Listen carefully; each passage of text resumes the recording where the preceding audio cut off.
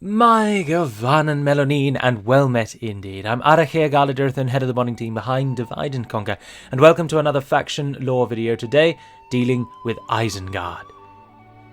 My thanks as usual go out to all of you for supporting the channel as you do, and if you're particularly interested in a Skyrim playthrough, then I've recently started one of those again on the channel, and do be sure to check that out if that is your thing. But without any ado, let's dive in.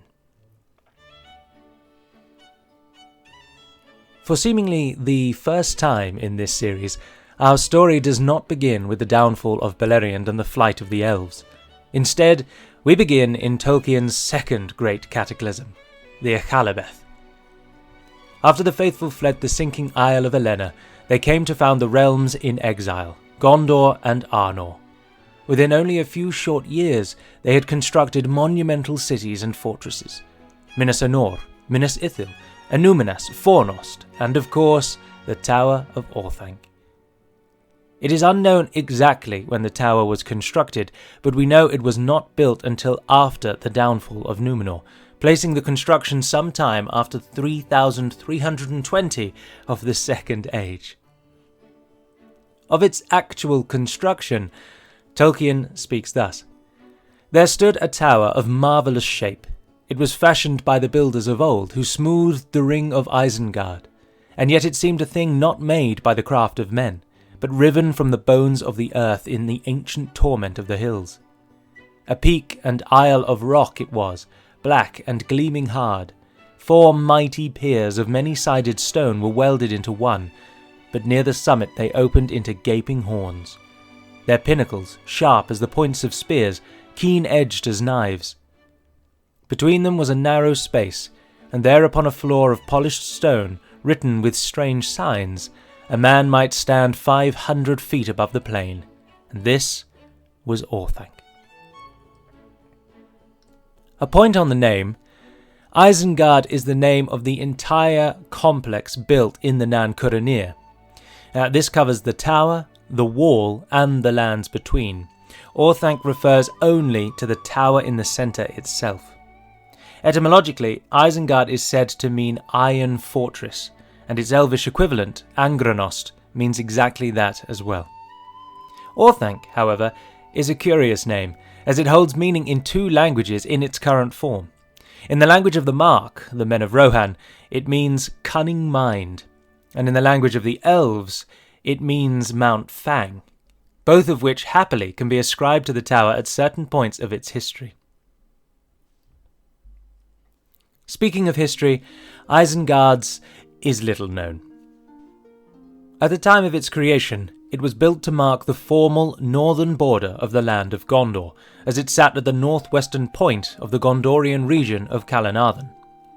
A palantir was set inside the tower, and a watch was ever kept there.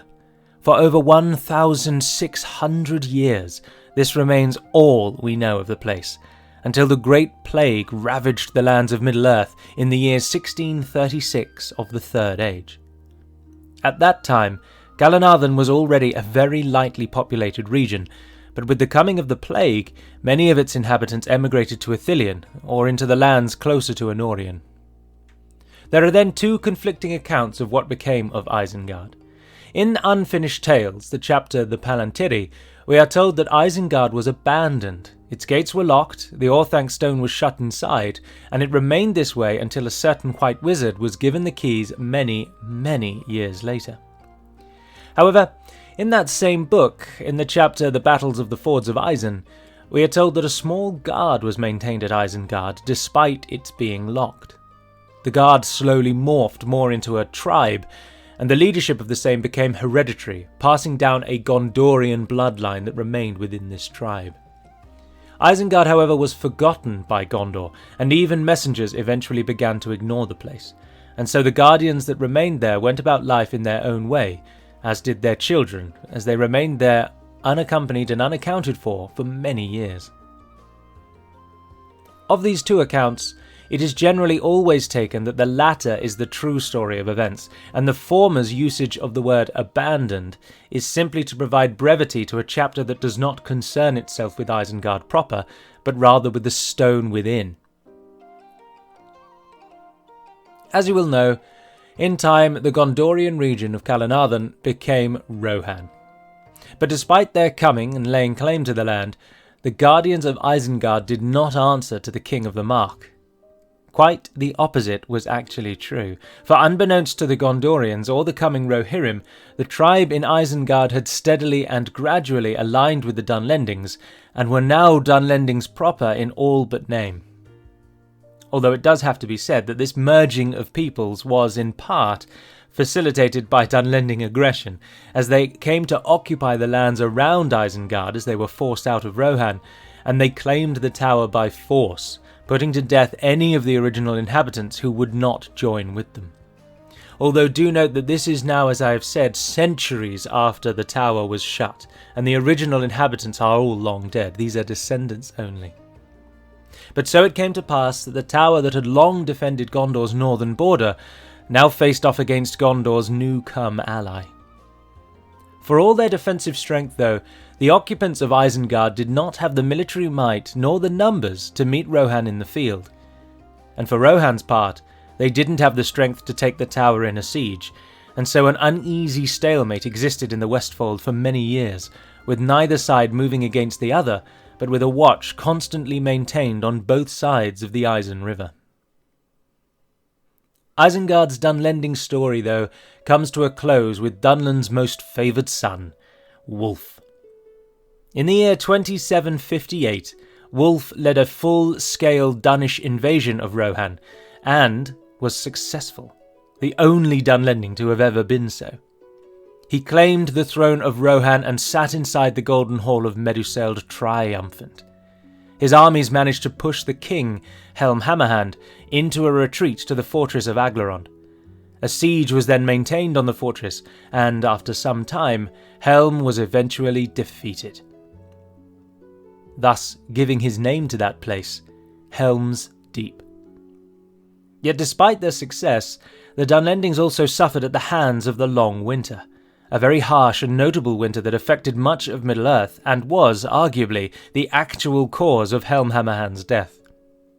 Due to their losses, the Dunlendings were not able to claim the fortress, and their delay cost them dearly, for Helm's nephew, King Frealaf, the now new-come king of Rohan, was able to lift the siege by coming upon the Dunlendings unlooked for with fresh forces.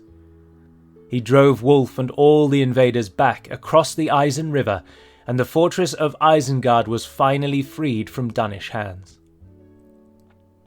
The very next year, Saruman the Wise returned from travels in the east and south, and he, with leave of Frealaf and Steward Beren, took up residence of Isengard.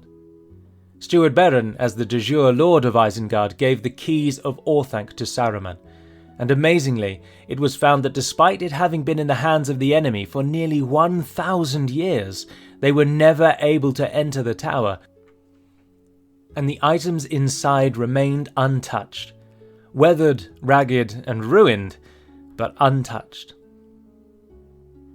In the beginning, before Saruman's turn to madness, he held the tower as a lieutenant of Gondor, and both Frealaf and Beren were glad to have such a strong ally on their northern guard.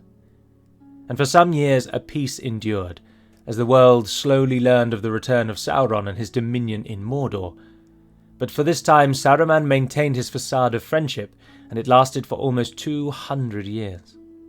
And it cannot be said, or cannot be doubted, that at the beginning Saruman was a friend to the Free Peoples, and his turn to the Shadow came much, much later. In the year 2953 of the Third Age, only around 60 years before the War of the Ring, Saruman finally fortified Isengard and claimed it for his own. He did not openly declare his plans or strike against any of his old allies, but he no longer entertained visits from Gondorians or Rohirrim, and he set his ultimate plans in motion behind his high, locked walls.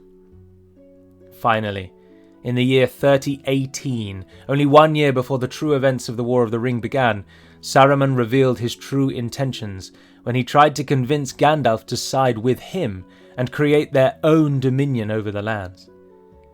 Much that follows is of course known to us all, and in brief, after some military victories over Rohan, Saruman was defeated by the coming of the Ents and the power of Gandalf the White. After the War of the Ring, Isengard became a protected Ent enclave and was known as the Treegarth. High King Aragorn gifted the tower and its surround to the Ents absolutely, and they tended to that place and brought about a new burst of growth and greenery.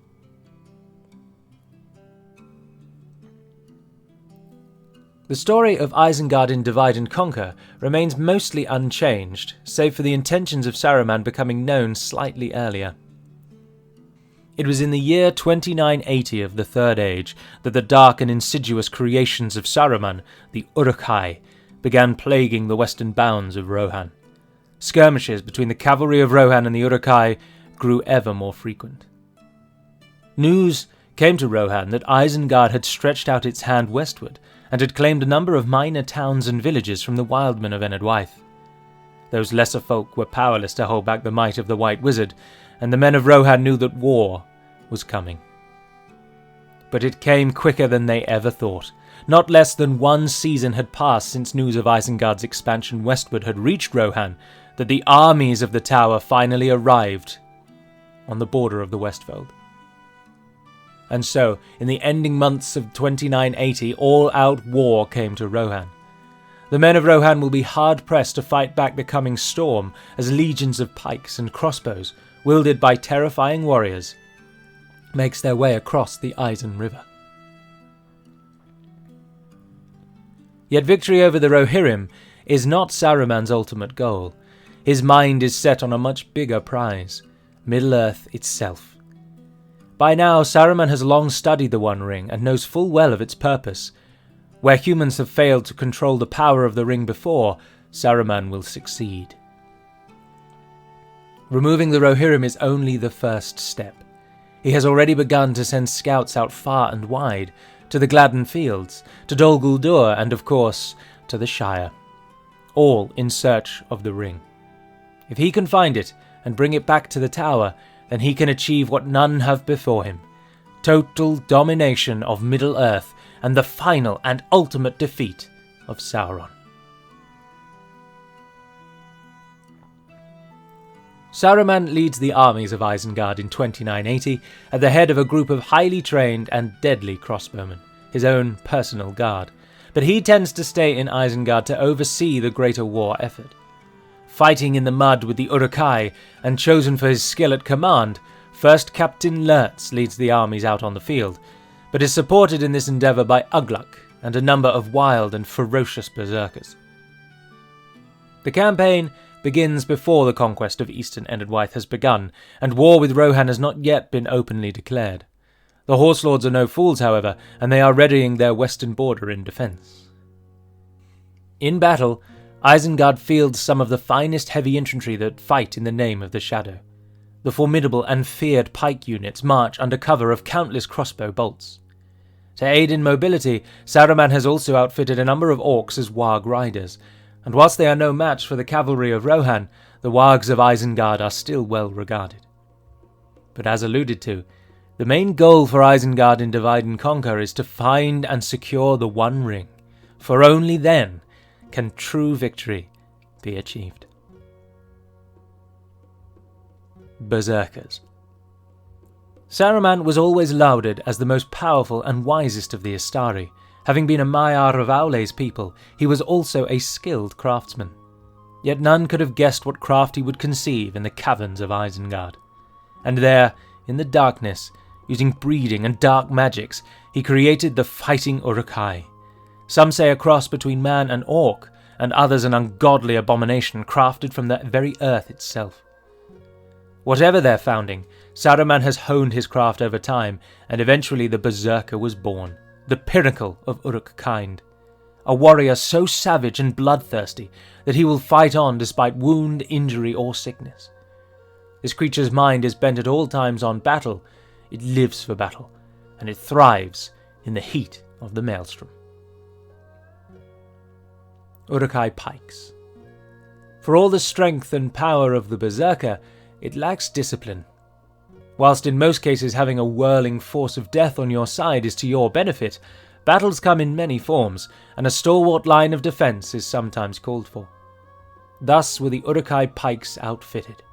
Called to battle to hold choke points and defend off the inevitable attacks of the Rohirrim, there are few finer pike companies in Middle-earth, capable of holding a line for hours on end and not faltering to fear nor exhaustion.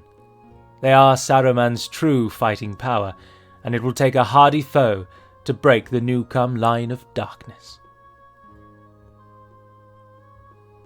And with that, we conclude the lore overview of Isengard. Brief though it is, I'm afraid, for Isengard has been relatively unchanged in Divide and Conquer, save for Saruman's quest for the ring. And the story and history of Isengard itself is very, very short when you discount what actually happens in the War of the Ring, which I do intend to do. I'm not going to do 20-minute long videos detailing every part played in the War of the Ring. But I do hope that you've enjoyed this video nevertheless, and until we speak again, dear friends, Navair Naden Peramad Melonin, and farewell.